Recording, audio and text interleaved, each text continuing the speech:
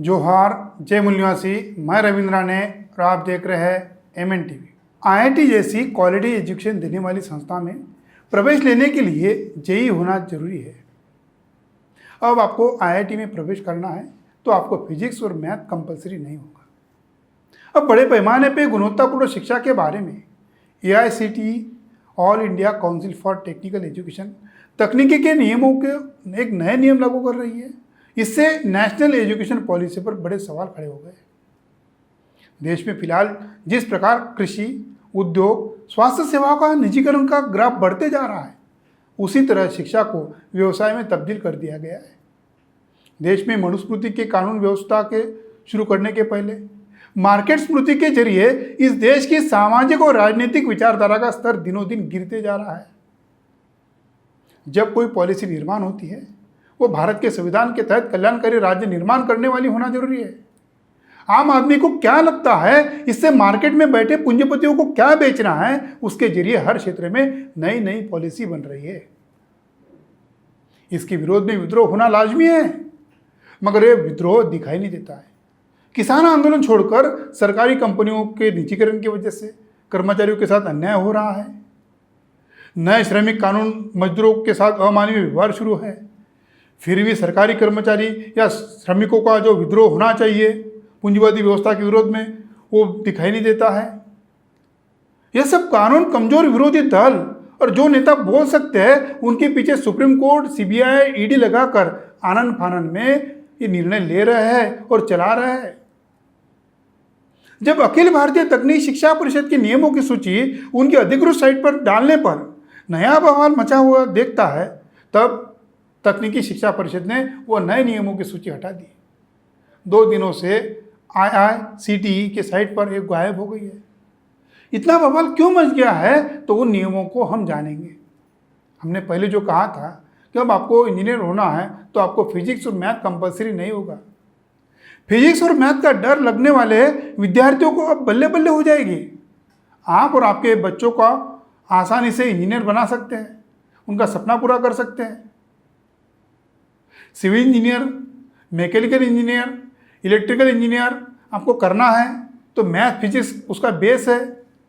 बिना बेस पर वो स्टूडेंट कैसा ही सिविल इंजीनियर, मैकेनिकल इंजीनियर या इलेक्ट्रिकल इंजीनियर हो सकता है। इन दोनों विषयों से उन स्टूडियो का बौद्धिक स्तर दिखाई देता है। जो इंजीनियरिंग के लिए जरूरी है, उसका कोर्स तभी पूरा हो सकता है। और इन दोनों विषयों की वजह से आपको एस्टीमेट बनाना है, आपको एप्लीकेशन करना है, तो ये दोनों विषय आवश्यक है।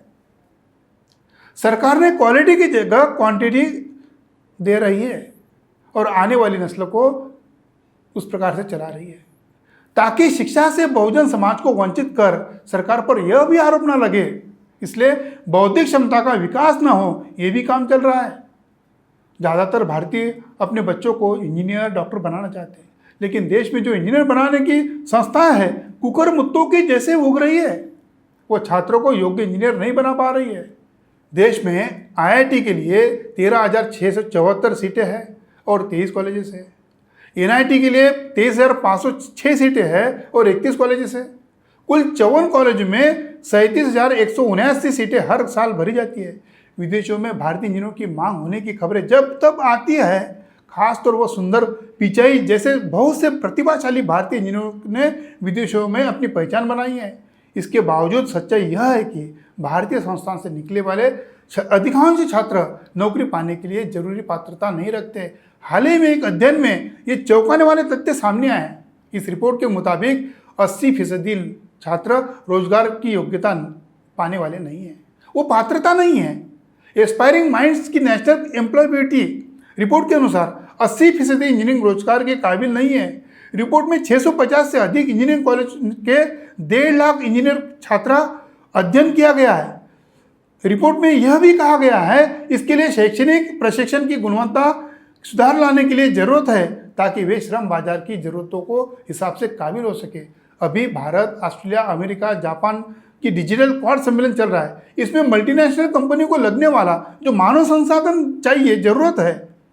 भारत के पास दुनिया के सबसे ज़्यादा युवा मानव संसाधन है। उसका इस्तेमाल करने के लिए ऐसे सम्मेलन लिए जा रहे हैं और रिपोर्ट में यह भी कहा गया है कि दिल्ली के संस्थान को योग्य इंजीनियर देने की बेहतर बताया गया है। इसमें दूसरा संस्थान बेंगलुरु का है, इसके बाद मुंबई और पुणे कॉलेज का नंबर आता है। वैसे रिपोर्ट के अनुसार छोटे शहरों से भी रोजगार की योग्यता रखने वाले इंजीनियरिंग कॉलेजेस है और इंजीनियर निकल रहे हैं। राज्यों की बात करें, बिहार, झारखंड, दिल्ली, पंजाब, उत्तराखंड की स्थिति थोड़ी ठीक है, लेकिन तमिलनाडु, आंध्र प्रदेश, केरल, छत्तीसगढ़ और उत्तर प्रदेश की स्थिति सबसे खराब है। यहाँ के कॉलेजेस में निकलने वाले जो रोजगार पात्रता बहुत ही कमजोर होते हैं। रोजगार की योग्यता के लिहाज से लड़कों और लड़कियों के बीच में ज़्यादा अंतर नहीं है। वही सॉफ्टवेयर इंजीनियर या IIT से डिग्री लेने वाले छात्र दूसरे अन्य ब्रांचों से मुकाबले थोड़े बेहतर है, उनकी बेहतर स्थिति है।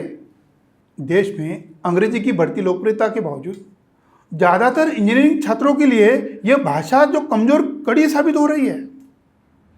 एस्पायरिंग माइंड्स की एक अन्य रिपोर्ट के अनुसार 67% इंजीनियरिंग ग्रेजुएट में अंग्रेजी भाषा का कौशल की कमी है। बहुराष्ट्रीय कंपनियों में नौकरी पाने लायक अंग्रेजी न जानने वालों की संख्या और भी ज़्यादा है। देश में करीब 3,500 इंजीनियर जो कॉलेज है, इंजीनियर बनाने वाले कॉलेज है, जिनसे हर साल लगभग 15 लाख ग्रेजुएट नौकरी बाजार में पहुंचते हैं। सरकार के पास इतने बड़े पैमाने पे निकल रहे छात्रों के लिए कोई प्लानिंग नहीं है। जरूरत से ज़्यादा कॉलेज खोलना और केवल डिग्री देने के लिए कॉलेज बनाना, ये काम चल रहा है। बीटेक डिग्री वाला चपरासी की लाइन में खड़ा है, क्लर्क बनने के लिए लाइन में खड़ा है। इसका मतलब उनके पास सिर्फ डिग्री है। पढ़े लिखे युवाओं के पास पकौड़े तलने के ठेले लगाने की जिस देश के प्रमुख की सोच है, वहाँ कहाँ से विश्वगुरु $5 ट्रिलियन की इकोनॉमी बन सकती है। कुछ चुनिंदा संस्थानों को छोड़कर निजी इंजीनियरिंग कॉलेज के स्टूडेंट जो है, उनके भविष्य के बारे में उनको सोचकर भी नींद नहीं आती है। कर्ज लेकर, जमीन बेचकर या गिरवी रखकर अपने बच्चों को इंजीनियर बनाने के लिए कोर्स में दाखिला दिलाने वाले माँ बाप ये नहीं जानते कि उनका सपना पूरा होगा या नहीं। आज इंजीनियरिंग डिग्री ले चुके ढेर सारे छात्र बेरोजगार हैं। 2013-14 के आंकड़ों के अनुसार 3.5 लाख से 4 लाख इंजीनियर प्रति वर्ष आउट होते थे। ऑर्गेनाइज रिक्रूटमेंट के आंकड़े बताते हैं इनमें से लगभग 1.5 लाख को जॉब मिल जाता है और बाकी बचे इंजीनियर को 1 साल के बाद जॉब मिलता है और बाकी तो फील्ड बदल लेते हैं या फिर से नया जॉब ढूंढते हैं। इंजीनियरों को जॉब मिलने के प्रतिशत में लगातार कमी आ रही है। 2009-10 में डिग्री पूरी करने वाले 60% इंजीनियर जॉब पाते थे, ये आंकड़ा लगातार नीचे आ रहा है। वर्तमान में 30-35% इंजीनियर ही उस साल नौकरी में जाते हैं, बाकियों को लंबा संघर्ष करना पड़ता है। कंपनियां BE के बजाय BSc को तरजीह दे रही है, जिससे इंजीनियरों के बेरोजगार रहने के आंकड़े बढ़ रहे हैं। कंपनियों की सोच है कि BSc के जो स्टूडेंट है उनको 15 से 20 हज़ार रुपये दे सकते हैं और खुशी खुशी वो अपना करियर शुरुआत कर सकते हैं। लेकिन इंजीनियर की जो बनता है उसका परफॉर्मेंस के लिए ग्रोथ, इंक्रीमेंट की बातें करते हैं। इसके अलावा अनुभव लेने के बाद इंजीनियर के जॉब स्विच करने की प्रबल संभावना होती है। नौकरी न मिलने पाने के कारण हताश इंजीनियरों में अपनी राह बदल ली है। फिर वो काम चुन लिया जिसका इंजीनियरिंग डिग्री से दूर दूर तक कोई नाता नहीं है। इंजीनियरों में बढ़ती बेरोजगारी का फायदा इंडस्ट्री भी उठा रही है, उनका शोषण कर रही है, ब्रेन ट्रेनिंग कर रही है।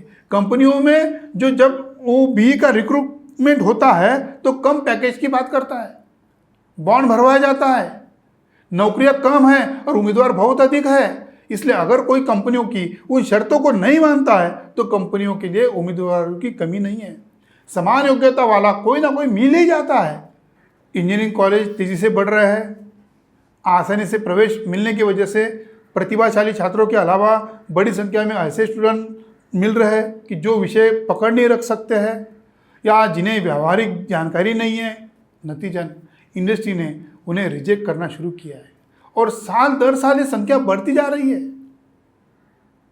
All India council for technical education यानी अखिल भारतीय तकनीकी शिक्षा परिषद के नियम जो विषय को चॉइस करने की आज़ादी दे रहा है, मगर आने वाली पीढ़ी के लिए एक विनाश का एजेंडा सामने दिखाई दे रहा है। धन्यवाद।